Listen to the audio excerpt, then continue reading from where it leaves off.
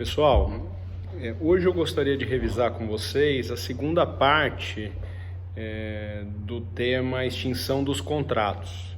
Agora, destacando para vocês a chamada resolução por inadimplemento.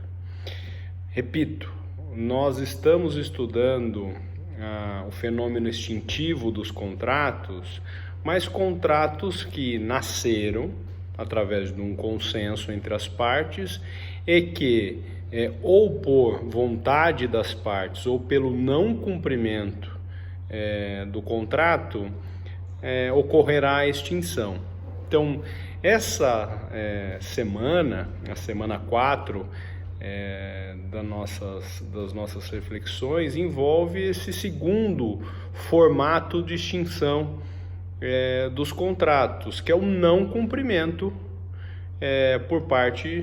por uma das partes da relação contratual. E vejam, para entender este fenômeno, a gente precisa revisar as noções de inadimplemento e mora. Mora é o não cumprimento da obrigação no tempo, no modo ou no lugar devido. Mas a obrigação ainda é útil ao credor. Ele quer que a relação permaneça. Então, é permitido com que uma das partes da relação obrigacional purgue a mora e seja mantida a relação contratual. E o inadimplemento é o quê? O inadimplemento é o não cumprimento da obrigação, não é? No tempo, no modo ou no lugar devido, mas a obrigação não é mais útil ao credor, não é? E isto pode gerar a extinção do contrato. Ora, se ninguém é obrigado a ficar ligado a outro contratante para o resto da vida, podendo inclusive destratar, como permite a cláusula a resilição tácita, né, prevista pelo ordenamento nos contratos de trato sucessivo de relação continuada. O que dizer então de um contrato em que uma das partes não cumprem a relação contratual? Mesmo ponto que eu gostaria de focar aqui com vocês. É muito importante fazer uma revisão do direito das obrigações, porque nós temos alguns conceitos importantíssimos aqui que envolvem ou são correlatos à ideia de inadimplemento. Por exemplo, o adimplemento substancial. O que é? Eu não cumpro a obrigação. Eu não cumpro a obrigação nos termos, no lugar e no modo devido, mas eu cumpro grande parte, demonstro uma boa-fé. Nós sabemos que os tribunais têm acatado a noção de adimplemento substancial, especialmente quando nós temos relação de vulnerabilidade, não é? Envolvida neste caso. Então, esse caso não vai ser um caso de inadimplemento, não é? Nos termos do direito das obrigações. Nós temos também, correlato ao tema inadimplemento, ou mais correlato ao aspecto da mora, que é o chamado cumprimento imperfeito. Eu cumpro, mas eu descumpro um dever lateral de boa-fé, né? Eu cumpro a obrigação, mas eu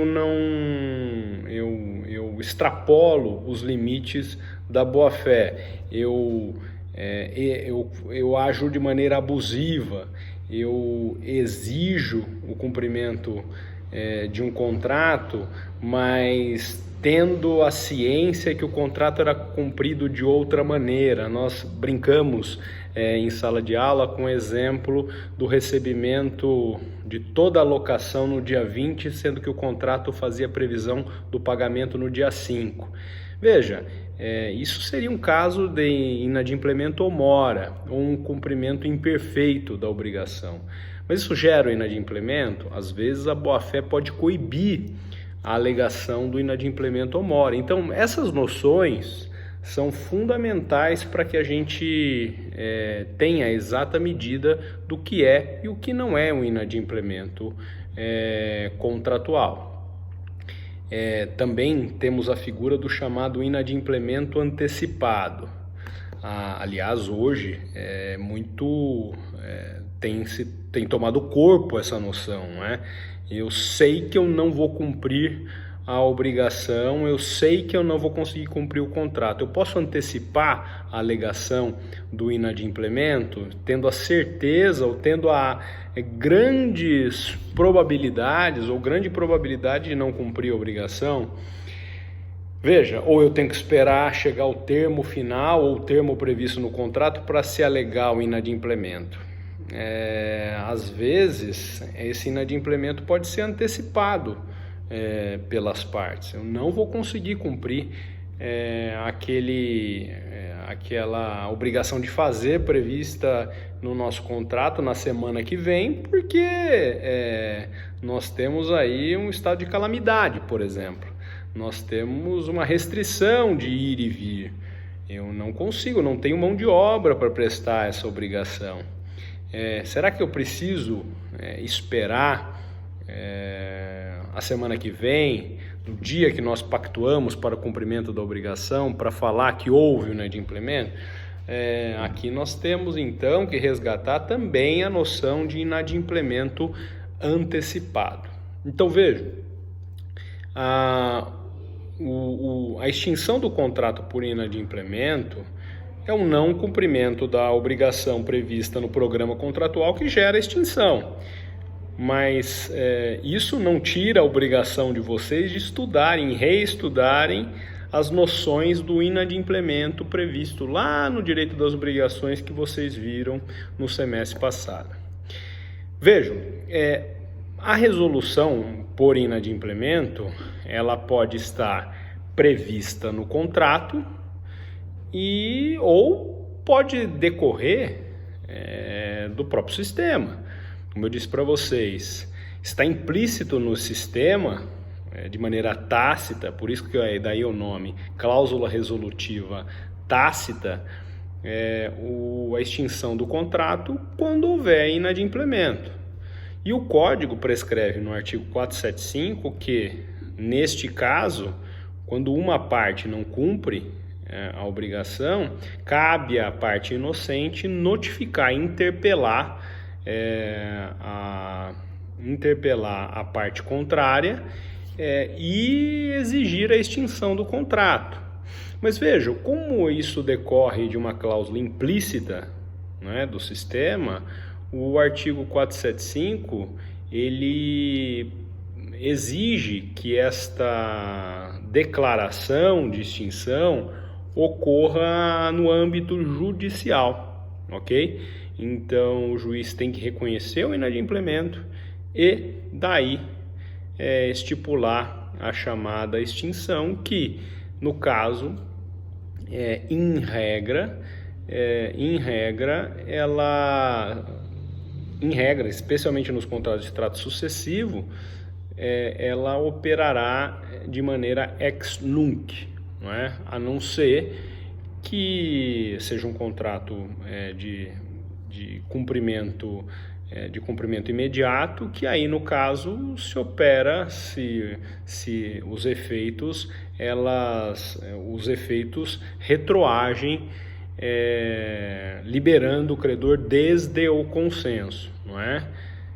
O código não é claro nesse ponto em relação aos efeitos, mas em relações de trato sucessivo ou de prestação continuada, entende-se que essa declaração ocorre dali para frente. Agora, os contratos de prestação única, imediata, destrói a relação desde a celebração e libera o credor para as prestações correspectivas, não é?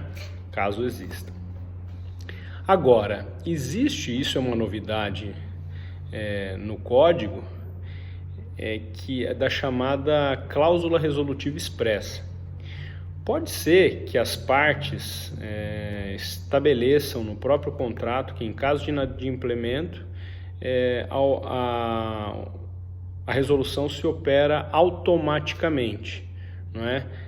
Independentemente de interpelação judicial. Qual que é a vantagem aqui?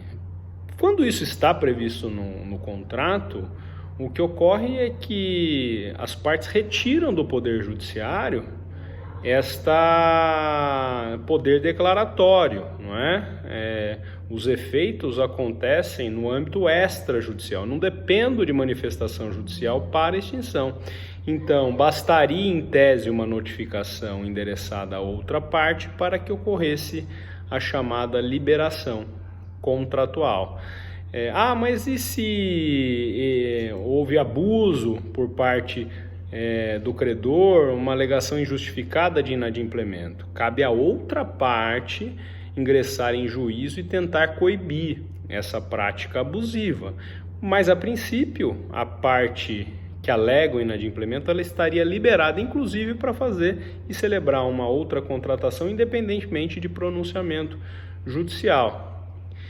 Agora, ela vai poder usar o Poder Judiciário, quando muito, para pleitear indenização, perdas e danos ocorridos em derivação deste inadimplemento, mas para declarar o contrato extinto, ele não vai precisar do Poder Judiciário. Esta é a grande vantagem aí que eu gostaria de explorar com vocês, a grande vantagem da chamada cláusula resolutiva expressa.